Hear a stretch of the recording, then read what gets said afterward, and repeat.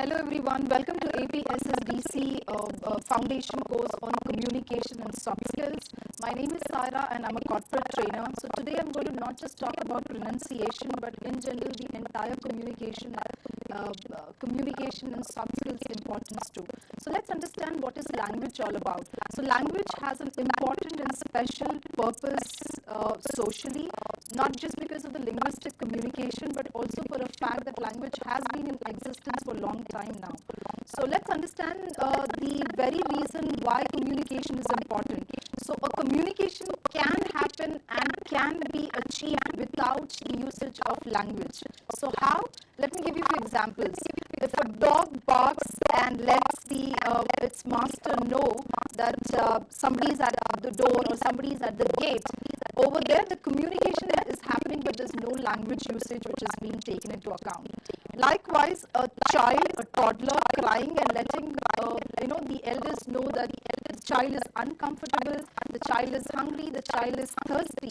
So over there as well a communication achievement is happening, but however the information which is passed on is without language.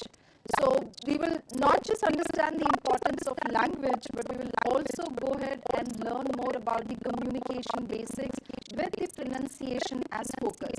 So let me give you a little bit on introduction on the course front. So this is foundation course in collaboration with APSSDC, and the course contents are as follows: communication, which is the importance of communication, its effectiveness, as well as pronunciation basics with a special focus on reading as a skill. So let's understand what pronunciation is all about. Let me make a note of the word pronunciation.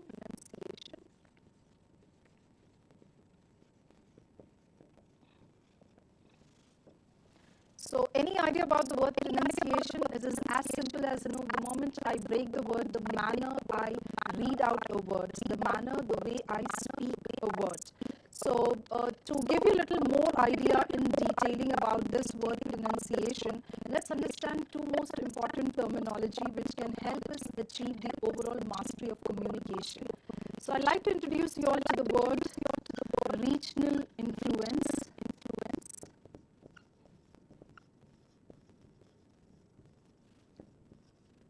The abbreviated form is RI. So what is regional influence? Well, different people speak English with a different accent. So when we communicate somebody in Andhra Pradesh, we end up having that, a dialect touch in language. When we communicate with somebody in maybe in Chennai or Tamil Nadu, we have this dialect touch happening in English there. So basically the regional influence, that is the first language interference in English, and that actually impacts my speech, and this is where the regional influence comes into the picture. So what do I do to avoid it, and what do I do to make my language more on a mastery front? Well, I have to reduce regional influence.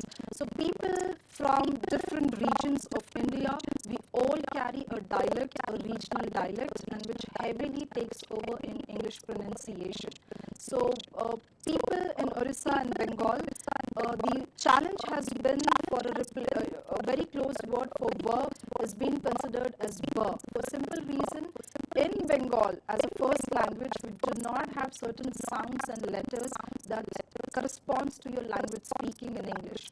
So we have to keep few things in mind, that English is not spoken the way it is written, unlike the regional languages in India. In Telugu and Hindi, the way I write is the way I speak. For example, let me give you a word in Hindi here.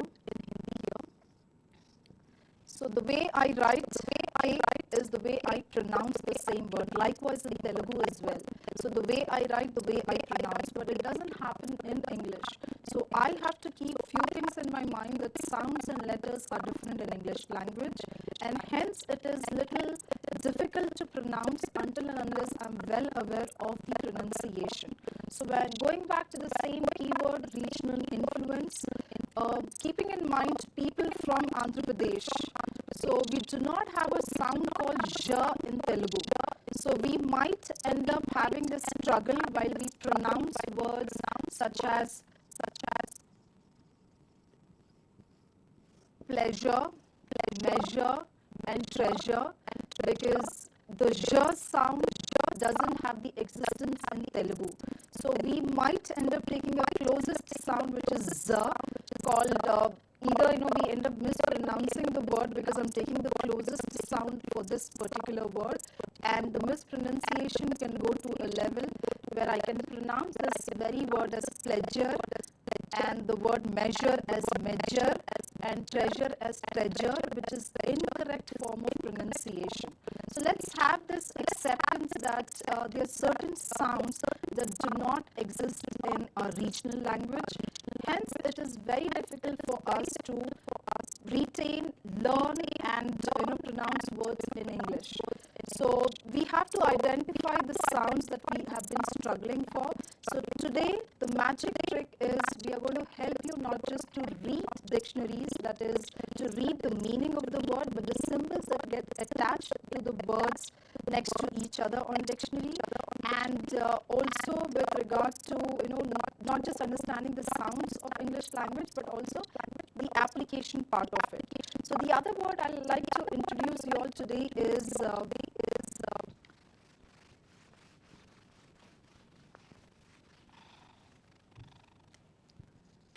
MTI. So mother tongue interference, most important topic while we are achieving the mastery of communication. For simple reason, unless and until I understand this word in detail, I will not be able to achieve what a typical communication effectiveness program would help me for. So understanding the word MTI, which is mother tongue interference, how do I define it?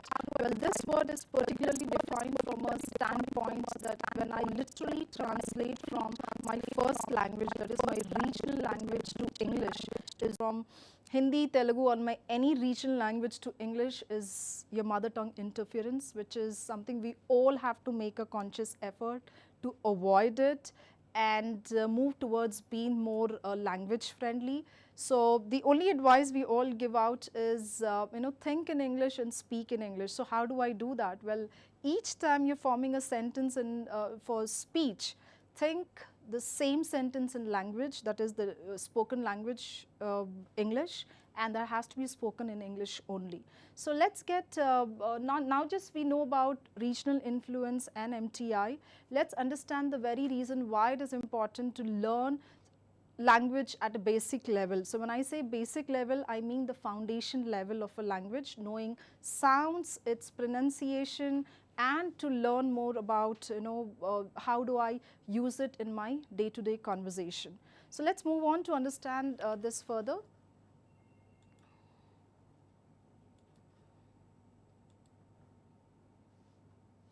So the name of the course is Foundation Course on Communication and Soft Skills. So this is going to be like a 30-hour program for us, and of course you're allowed and permitted to call up and ask specific questions in case you have any.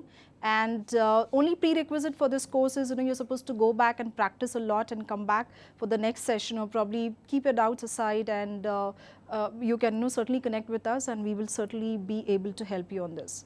So moving on to understand the next slide, which is communication tree. So when I say communication tree, I still mean what goes into this very topic of communication tree.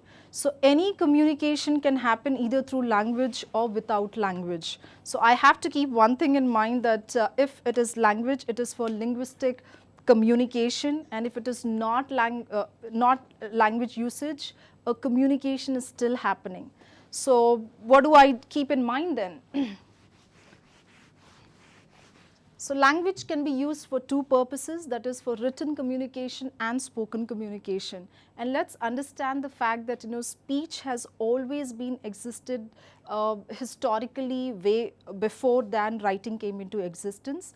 Likewise, a language existence has always been prior in an individual's life, even before writing came into existence. That is, when we started speaking, when we took language as our first language in transition, it all happened through speech only when I went to school is where I started writing. So let's give the due importance that speech plays a very important role more than written communication. So when I say language, language has two purposes, written communication and spoken communication. So when I say spoken, I have sounds that forms the base of my communication. And when I say sounds, these are the basic unit of my words.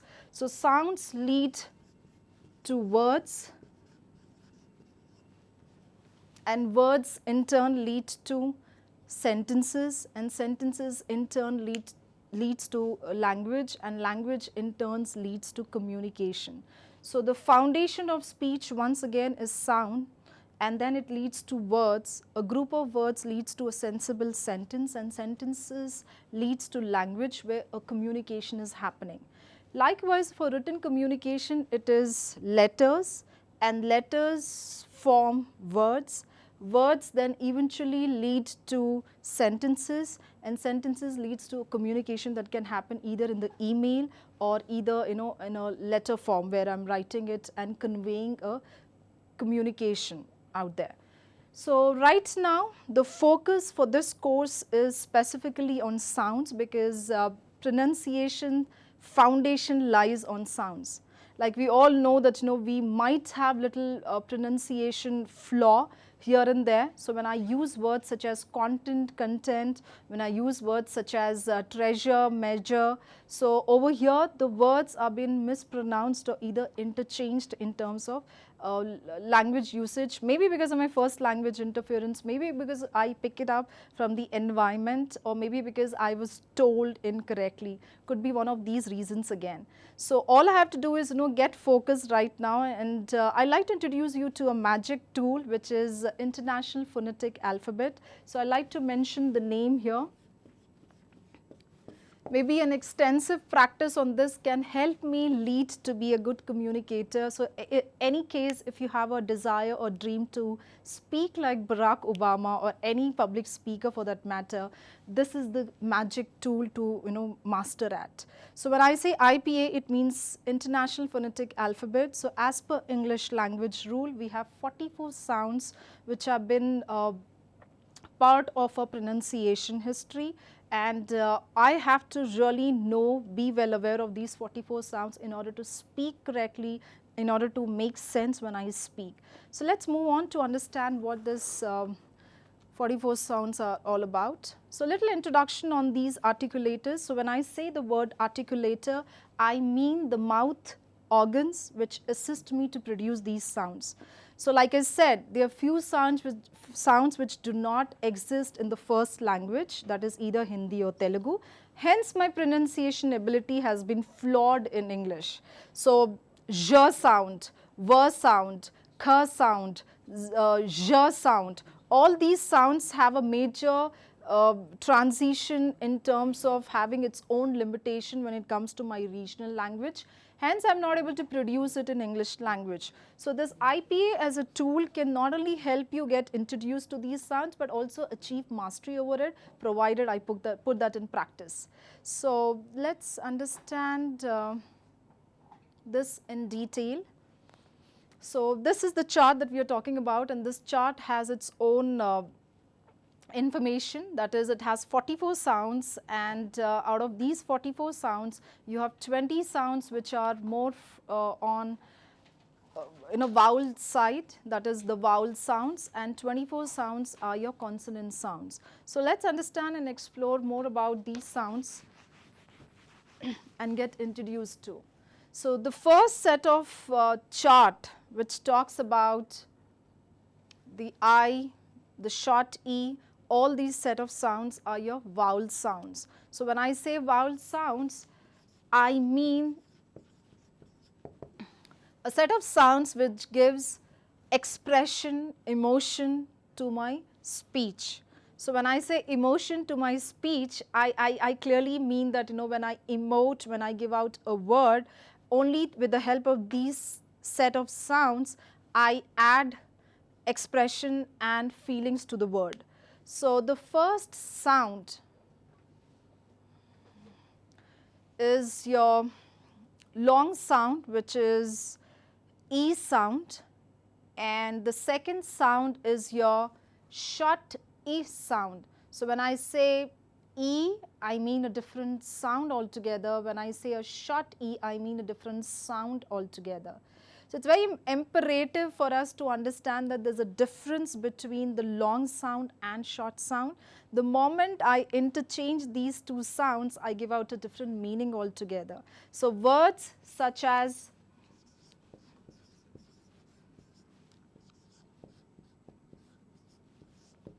sleep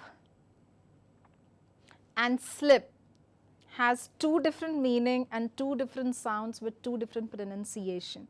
So the moment I interchange these sounds, I give a different word and hence I convey a different meaning.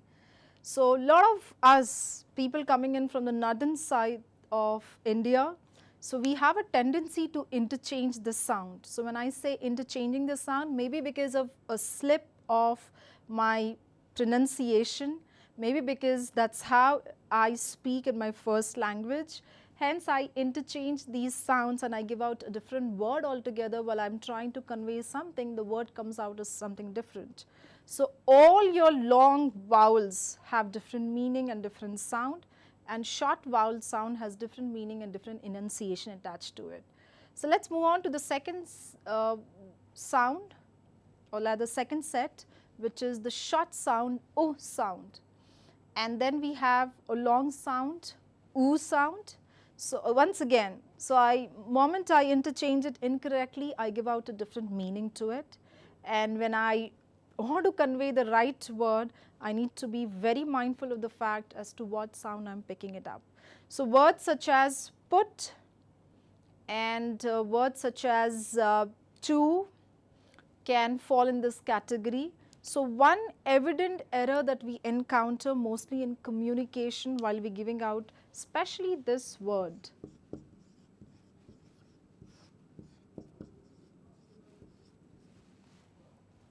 Now this has a long sound and this has a short sound. So when I say long sound, I mean it's a long vowel sound, and this has a short vowel sound. So the word food has to be pronounced as food, and the word foot has to be pronounced as foot with a short sound but not with a long stress to it. Again, when I interchange it, I give out a different word altogether, which is incorrect and doesn't follow the guidelines of pronunciation. So something to keep in mind once again: food, foot, foot, food. So this is what you're supposed to go ahead with the short sound and the long sound. So once again, the second row of vowel sounds, which is your I sound, a short sound again.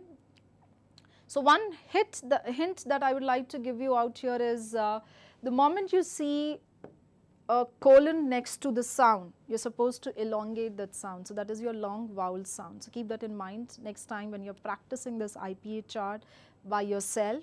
And towards the conclusion of the course, I can also suggest you a specific website where you can go back and practice this as a self-help tool without even consulting anybody out there.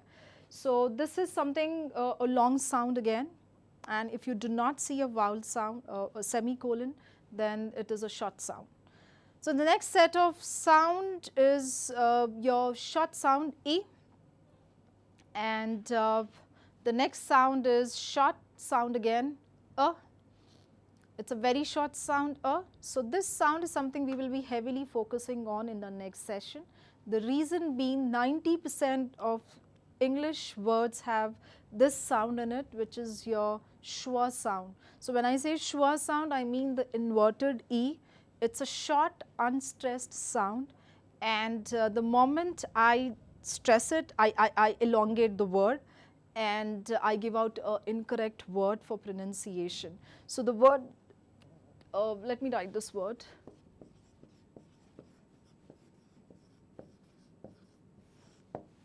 So I really would like you all to go ahead and pronounce it by yourself there. and just like in seconds time I'll give you the right pronunciation for this. So when I say telephone, it is incorrect for simple reason English is not a language the way it is written and the way it is being spoken. So now this word has schwa in it. When I say schwa, I mean this inverted E. So this inverted E doesn't allow me to stress the word, elongate the sound, and rather cut it short and rather make it unstressed. So when I say unstressed, I cannot give this word pronunciation as telephone, instead it becomes telephone. So that's the right pronunciation of this word, and like I said, the word schwa has its own importance in the language history. It is very important that we dedicate one specific class for this, because 90% of words take over schwa's existence, and hence it is very important for all of us to understand the history of schwa, the words which are common words which get associated with schwa, and how do I pronounce it. So moving on, the next set of words are your again a long sound with a colon in it. So the sound is and the words which get associated are her, bird, purple, and verify. All these words get associated with the sound. The next sound after is your sound, which is something like awesome, something like an orange, and one of the highly mispronounced word to learn and get it right is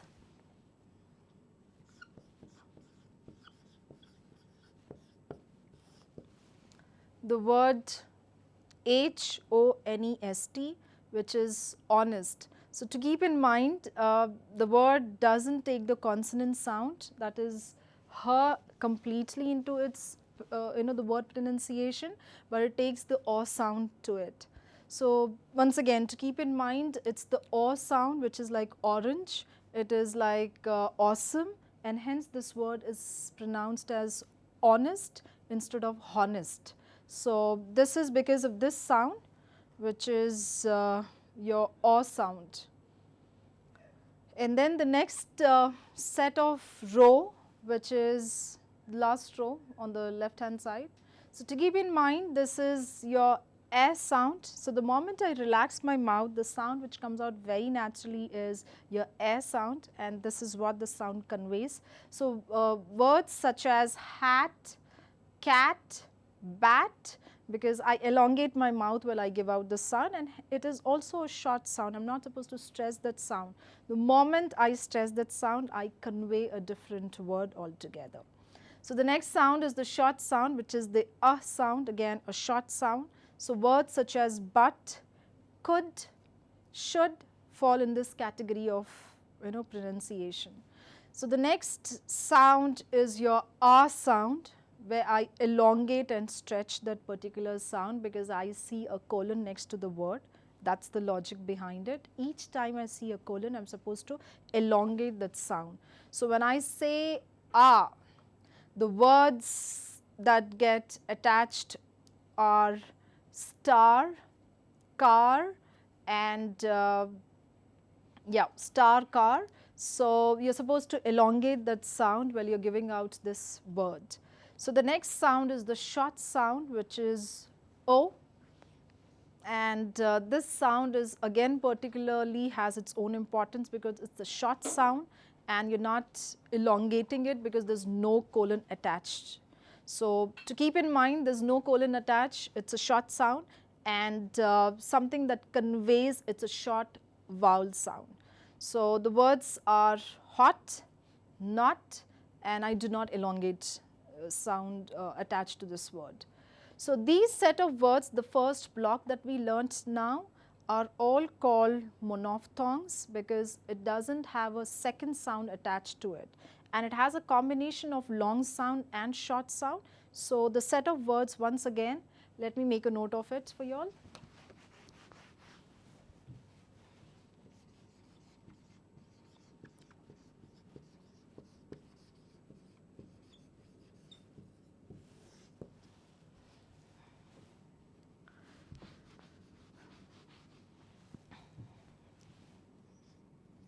monophthongs has its own importance in pronunciation. So, I need to master, of course, monophthongs as well in order to be better at speaking. So, we just completed the first set of words. Congratulations, you are on your way to achieve mastery in monophthongs. Let's move on and understand the second set of block that we see in the same chart. So, this is diphthongs. So, when I say diphthongs with the earlier set of combination, which is monophthongs, and now we are talking and viewing diphthongs, which is two vowel sound conveying the information with regard to the information. Okay. So, with regard to diphthongs, which is combination of two sounds. So, let's do this. Maybe this needs a lot of practice, and let's move ahead and focus on monophthongs for this particular session, and maybe the following session is where we can focus on diphthongs. So, once again, before we actually move on and conclude the session, I would like to make you all go through the first set of sounds once again, which is your monophthongs. So, the first sound is your E sound, and the second sound is your I sound. The third sound is your U sound. Your fourth sound is your U sound because it's a long sound. And the second block of sounds that we see is I. Then we have then we see then we see O, then we see A, and followed with followed with A, with O as the last set of monophthong. So, before we actually summarize the course for today, and we would certainly have it in detailing in the next set of session. So, before we actually summarize, we have learnt the importance of language. We have also heard and given you specific example that communication can happen without language. So, to get the deeper meaning of what I am trying to convey here, a communication can certainly happen, but however, to keep in mind, language has its own existence, language has its own social purpose. So, the linguistic importance, the linguistic communication says language is used for two purposes, for written communication and spoken communication. Like we already agreed on a statement that speech comes first in the history of any language learning. So, be it an individual or be it in the history of language, speech has taken its priority more than written communication. Hence, it is imperative for us to focus on very reason that the foundation for pronunciation, the foundation for speech is language and sounds. So, today we just got introduced to the IPA chart, and in detail we will move ahead and understand it in the further following up sessions. So, I would really suggest you all to go ahead, maybe you can just type the word IPA on Google and you should be able to see the similar chart. I mean, there are multiple charts out there. So, all you have to do is just go through these sounds once again, practice in your speech, and let the long sound be a long sound and the short sound be, it has its own short duration with a reduced duration, not like, unlike the long sound that we will be learning on. So, that's about it, and this brings to the end of the course for today. So, we just learnt about language importance, and we also learnt about the introduction to IPA chart. We have 44 sounds in English language, and we were just introduced to the set of vowel sounds. So, we recommend you to go ahead, do your little bit of practice, come back if you have any specific questions, and you can dial us and let us know as well. So, we will take your conversation into consideration and we can certainly help you out there. So, thank you for watching.